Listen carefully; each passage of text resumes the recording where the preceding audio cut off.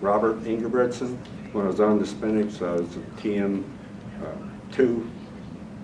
I went back to Minnesota working for the Bell Telephone Company, and my son happened to come down with spinal meningitis, which was quite expensive, and at that time I was working for the phone company. We did not have any insurance because of you had to work there 90 days in order to get into their program.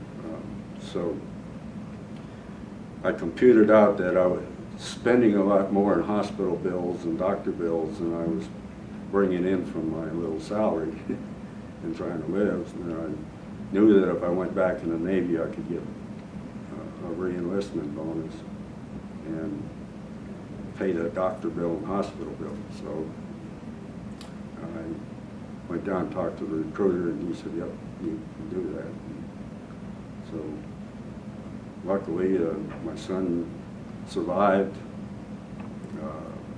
that, and I re-enlisted in the Navy, took the money and went down, paid the bills, and asked the recruiter to send me back to San Diego, and he said, "I don't think that's going to happen."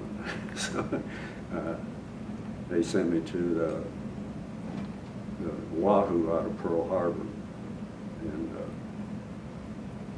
so I drove from Minnesota back to San Diego, hoping I could go down and find somebody on one of the boats in San Diego that would want to swap with me, because at that time, if you could find somebody, you could usually go over to Eptopac or somebody like that, and they could swap the orders around, and they work closely with you. But nobody wanted to go out there, so after a few days of beating the bushes there, I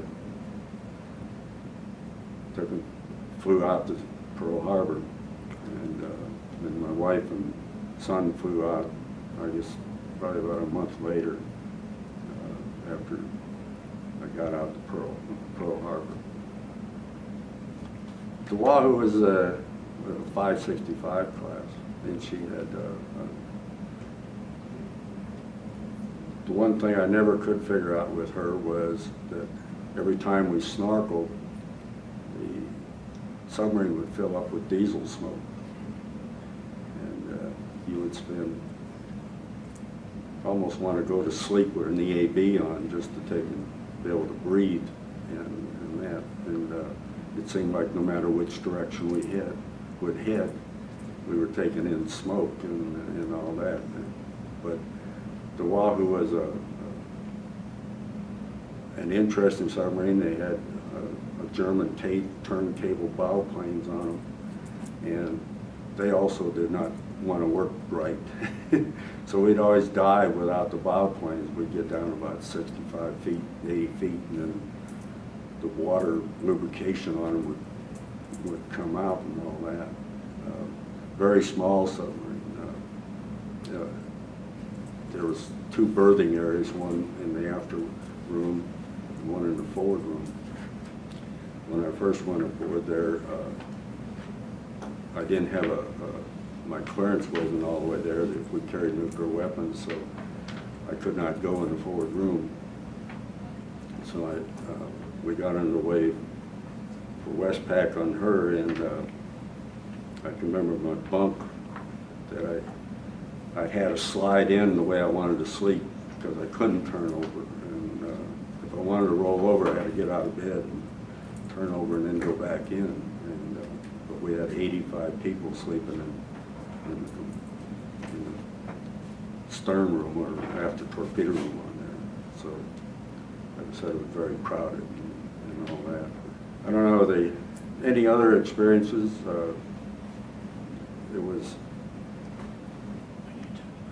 We had a good crew on her also, but I mean, it wasn't, during the Westpac trip, we went in off Vietnam on her, did patrols again with that, but we went up off North Korea, up in that area, and